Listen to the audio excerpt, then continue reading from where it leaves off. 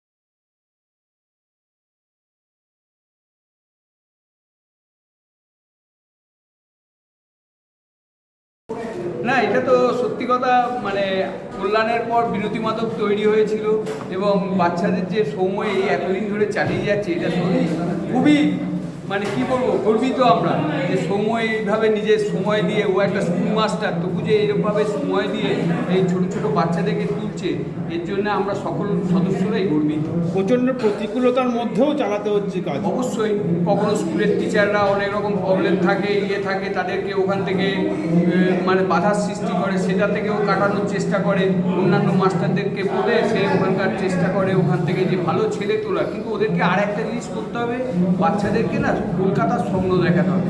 শুধু বর্ধমানে পড়ে থাকলে কিচ্ছু হবে না।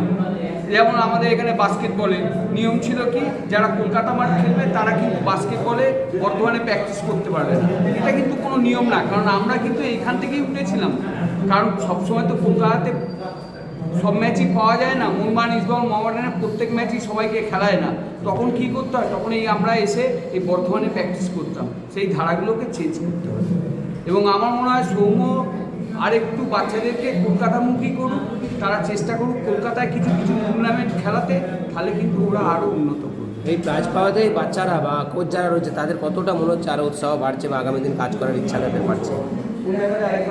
এই যে আজকে সম্বর্ধনা তাদের দেওয়া হচ্ছে, এতে বাচ্চাদের কতটা বা কোচদের কতটা উৎসাহ বাড়ার কথা বলবো? এটা তো অবশ্যই দেখো, তারা একটা রেজাল্ট পায়, তারা দেখছে যে এই যে একটা পেলাম ট্রফি বা তাতে তারা আরও গর্বিত হয় এবং তারা চেষ্টা করবে যে পরবর্তীকালে আরও প্র্যাকটিস করা এবং আরও ভালো জায়গায় যাওয়া।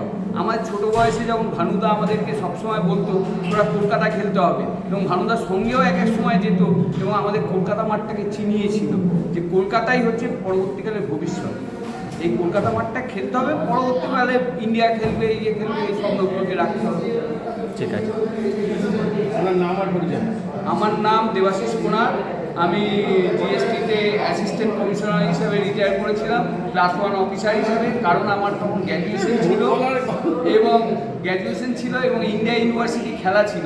এটা সরকারি স্কুলে ইয়েতে পাওয়া যায়, ওই প্রমোশনটা পাওয়া যায় এবং আমি ডাইরেক্ট ইন্সপেক্টরে জয়েন করেছিলাম এবং আমি এই কল্যাণ ক্লাব এবং তার পরবর্তীকালে তো বিনোদী মাধবের সঙ্গে যুক্ত আছি। আমি এই কল্যাণ ক্লাবে 28 বছর খেলেছিলাম, বর্ধমান সুপার লিগে 28 বছর খেলেছিলাম। তো এই কল্যাণ ক্লাব এবং বিনোদী মাধব আমরাই তৈরি করেছিলাম, এই ক্লাবগুলোকে ভোলা যাবে না। ঠিক আছে। বিনোদী মাধব সামন্ত কোচিং ক্লাবের বার্ষিক পুরস্কার বিতরণ অনুষ্ঠান। বিগত বছরগুলোর মতো আমরা এবছরও আমাদের ক্লাবের যারা সফল ক্রীড়াবিদ তাদের সকলকে সম্মান জানাচ্ছি।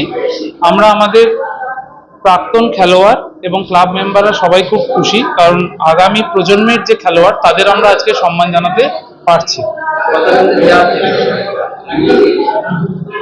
তাও 9 করে 60-70 জনকে আমরা পুরস্কৃত করছি। 3-4টে ডিসিপ্লিন আছে আমাদের, তার মধ্যে যেহেতু বিগত বছরে বাস্কেটবলের কোনো খেলাধুলো হয়নি, আমরা সেটা পাইনি, তাছাড়া ক্রিকেট, ফুটবল এবং অ্যাথলেট তিনটে সেকশনকে আমরা আজকে সম্বর্ধনা জানাচ্ছি। এখানে শুধু আমাদের নিজেদের ক্লাবের ছেলেদেরই আমরা সম্মান জানাচ্ছি। আমরা স্যারেদের অর্থাৎ সারা বছর যারা কোচিংয়ে থাকেন তাদেরকে সম্মান জানালাম। যারা সফল খেলোয়াড় অর্থাৎ যেমন বিগত দিনে অম্বর রায় ক্রিকেট টুর্নামেন্ট হয়েছে বর্ধমানে, সেখানে আমাদের কচিকাচারা ভালো খেলেছে। বর্ধমান লিটল চ্যাম্প কাপ বলে একটি টুর্নামেন্টে আমরা জিতেছি। ফুটবলে আমরা 3rd ডিভিশন চ্যাম্পিয়ন হয়ে 2nd ডিভিশনে উঠেছিলাম। আর অ্যাথলেটে আমাদের যে সাকসেসফুল ক্যান্ডিডেট যারা স্টেট মিট করছে বা ডিস্ট্রিক্টের পার্টিসিপেট করেছে, আমরা তাদেরকেও সম্মান জানাবো। দেখুন, এগুলো একটা ধাপ। বর্ধমানে সাকসেস আসবে, তাহলেই কলকাতা যাওয়ার রাস্তা খুলবে। আগামী দিনে এই কচিকাচারাই কলকাতায় গিয়ে ডমিনেট করবে, এটাই আমরা আশা রাখি। আরো ভালো পরিকাঠামো আমাদের গড়ে তুলতে হবে। বর্ধমানের সকল ক্রীড়াপ্রেমীদের সাহায্য আমরা পেয়ে থাকি সারা বছর ধরে। আপনারা জানেন যে আমাদের ক্লাব শুধুমাত্র খেলাধুলো নিয়েই থাকে এবং সারা বছর ধরেই সেটা আমরা চেষ্টা করি। এভাবেই এগিয়ে যাওয়ার চেষ্টা চলছে। উপস্থিত আছেন বলতে আমাদের ক্লাবের সকল মেম্বাররা উপস্থিত আছেন, আর আমাদের যারা প্রাক্তন খেলোয়াড় তারা অনেকেই এসছেন। তাদেরকে আমরা বললেই তারা সারা বছর আসেন, আজকেও এসছেন।